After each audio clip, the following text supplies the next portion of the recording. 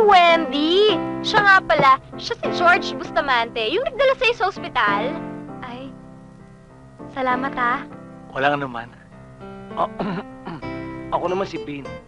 Ah, Bin! Bin, siya si Wendy. Ako naman si Jo. Hi, Hi! Kamusta ka na? Eto, kahit walang paningin, okay lang. At least nabuhay ka. Kapiling mo yung mga mahal mo sa buhay at yung mga nagmamahal sa'yo. Ang bait mo naman. George, siguro gwapo ka, no? Ay, naku, Wendy! Hindi ka nagkamali! Saksa ka ng gwapo ni George. Kung i-rate ko siya from 1 to 10, 9.9.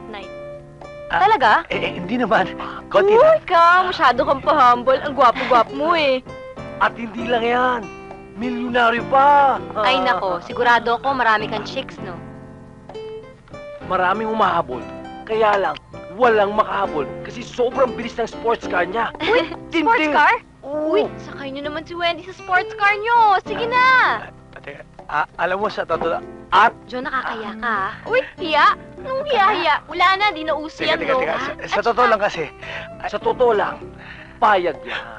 Talaga? Payag, oh, Uy, yes, naman si George. pala eh. Si George pa. Sige, payag din ako. Pasyal niyo ako bukas? Bukas? Bukas? Baka hindi pwede. Bakit? May concert si George. Concert? Oo, Naku, mahilig ako manood ng concert. Sama kami, ha? Concert? Bin, concert? Concert? Ay, Naku, hindi concert. pwede. Malayo. Sa Baguio. Ayaw. Tama. Oo nga, malayo nga.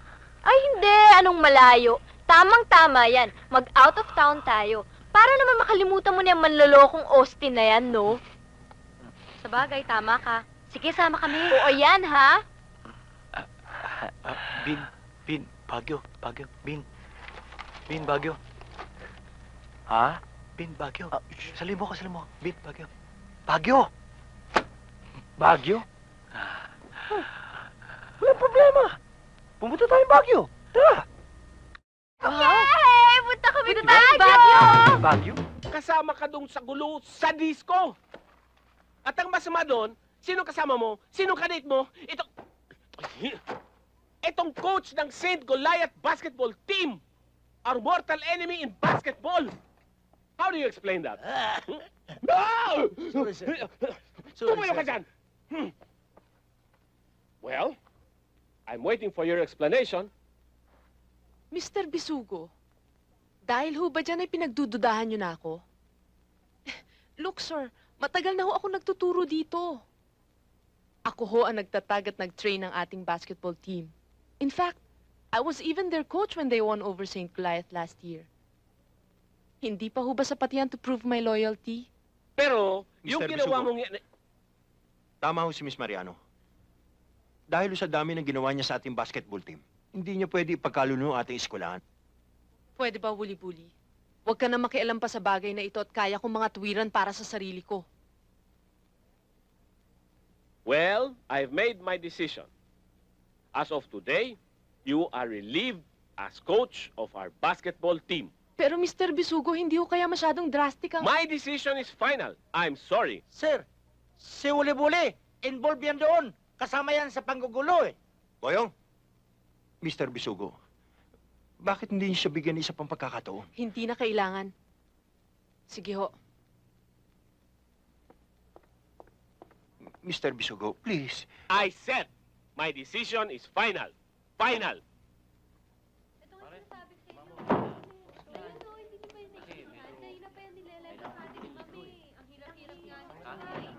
Marlene! Marlene, sandali lang. Bitawan mo nga ako. Ano naman ba kailangan mo? Marlene, inaamin ko. Kasalanan ko lahat kung hindi ko siya sinamahan sa disco. At anong ibig mong sabihin? Sinundan kita dun sa disco dahil nagsiselos ako sa kanya. Hindi naman sa ganun. Oy. Buli-buli. Pwede ba? Tigilan mo na yung kailusyon mo dahil burado ka na sa buhay ko. Marlene, maaaring siya nangyari sa atin. Ano man ang sabihin ko, at ano man ang gawin ko, hindi mo na ako paniniwalaan. Pero isang bagay lang gusto kong paniwalaan mo. Ano na naman yun? Mahal kita. Itaas ang sweldo ng mga teachers! Ibigay ang aming mga bonus! I-expel ang mga members ng Teachers Enemy number 1! Ayun na. Pinag-iisipan ng bayan Ano ba yun? Kami na nga ba ako yun? ang naatasan ng iba, kayo na nga pamunuan yun. na makapagdialog sa inyo. Ipulot sa eskwelang ito! I appeal to you, dear students, dear children, to support our cause. Nais naming maitaas ang antas ng karunungan sa eskwelahan ito. Ano? Ginagawa namin ang welgang ito, hindi lamang para sa amin, kundi para sa inyo na rin. Humihingi kami ng dagdag na sahod. Nais naming tumaas ang standard of living namin. Because if we are underpaid, if we are undernourished, mawawalan kami ng gana, mawawalan kami ng lakas, ng energy para maibigay sa inyo ang uri ng karunungan dito sa eskwelahan ito.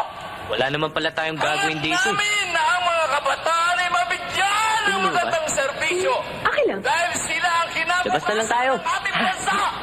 Okay, May pera ka? Oh, sige. Pera? Tayo. Sa gawa ito kung ang aming mga Wala rin akong pera eh. Patay na naman ako ito. Dali. Nagturo ko. Trixie? Dahil kulang kami sa suporta ng May pera ka?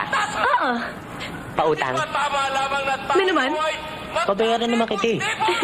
Palagi naman ganyan ang pangako mo, pero hanggang ngayon hindi mo pa rin nababayaran ng utang mo. Ayaw mo yata. Ibali na lang. ng ating minamahal na universidad. Sige na nga, sandali ah. Matagal na akong Ayaw. nanunungkulan dito.